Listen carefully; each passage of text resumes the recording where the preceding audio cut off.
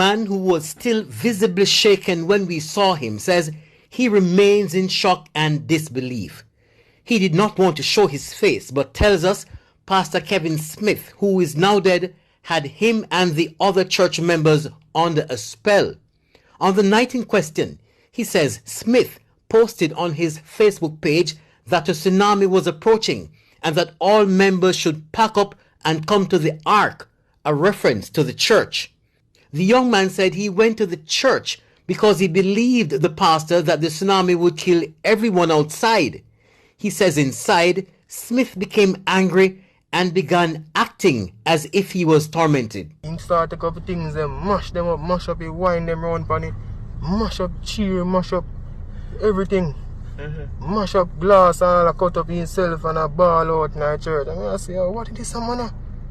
I wonder if a chance saw me around there, chance saw me in a God now. I do your things around your mind now, you see me? Then he walk and a cuss and a walk and a say people turn them back on him and he come in the flesh and we don't realize him and all type of something. That's God. We don't realize him. So we did up on the gun and him a walk and a, you see me? Come on, something, he all walk away. He walk on him, up on the gun and he walk on him. The young man says in spite of all that, he still saw Smith as a god and never lost respect for him.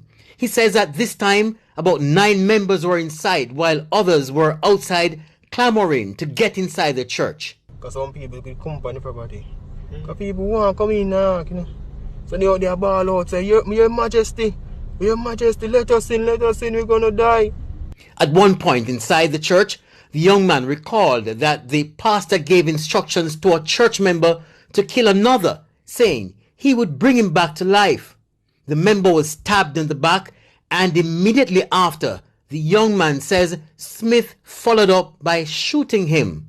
The young man says a few minutes later, he saw the member that Smith had just shot back inside the church, begging him for help.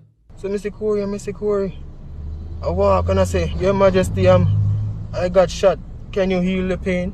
He recalled another bizarre act by Pastor Smith, which led to the death of a man who had come to the church for healing. He says the man was sick and had some tubes in his chest. So the pastor looked upon him and say, Yo, do you believe that I am God? And the man said, Yes, I believe. Do you believe that I can resurrect you when you die? And the man said, Yes. So the pastor I said, Alright. Pull out the chest tube out time on him. The man start bleed out on him. While the man start bleed out, the man take off his shirt, take off his pants, and Andre and our next man, we don't know his name. It's like enough people there, see me, put him on the ground and make him man bleed out. That man is on the ground, he black. Black man, black, slim and black. He bleed out on the ground, man. And the pastor said he must die. And I call it resurrect him again, you understand? Following that, the young man says Smith gave him and another member knives, saying he was going to begin allowing the other members inside and that they should be killed. It was then, he says, Smith called Tanika, the late employee of appliance traders inside the church, and started questioning her. And the pastor said, Do you believe that I am God in the flesh? And she said, Yes. And then the pastor said, Do you believe that I can resurrect you again when you die? And the girl said, Yes, you see me? And then the pastor said to Andre, saying, Go and kill her. But this girl is no mad smart, you know, they're dead. Run for your life. In my mind, no. Because if me did say it out loud, maybe that said sense man if going to kill me instead. I tell us you are some type of foolish, brother. What did she do after the pastor said that? Did she put up any resistance or she stood there waiting to be killed? She hold up her hand. She hold up her hand and start bawling and say, God, you are God. That I tell the man, say, my God, you know. You are God, you are God. You say, I kneel on her knee and the man just go and run out, just go and cut it. I see a man cut the woman short. I say, John, really this a go on? Is a woman, the man just kill in front of me. I look at me and say, Yo, no man. This serious. All that time I priest if I go tap him. But if I go tap him, maybe me get shot or, you see me? He says that sometime after 5 in the evening, members of the security forces arrived, but it took some time before they stormed the church. The young man said the police woman, who is a member of the church, was kneeling beside Smith, who then gave her instructions to take on members of the security forces who were outside. And tell her, say, yo, go on, go worry police, then me give you power, you can't dead, go on. So policeman get up, because he give policeman a robe, you know. When a female robe, them put on you over her. So she feel mighty, you know, like so she can't dead.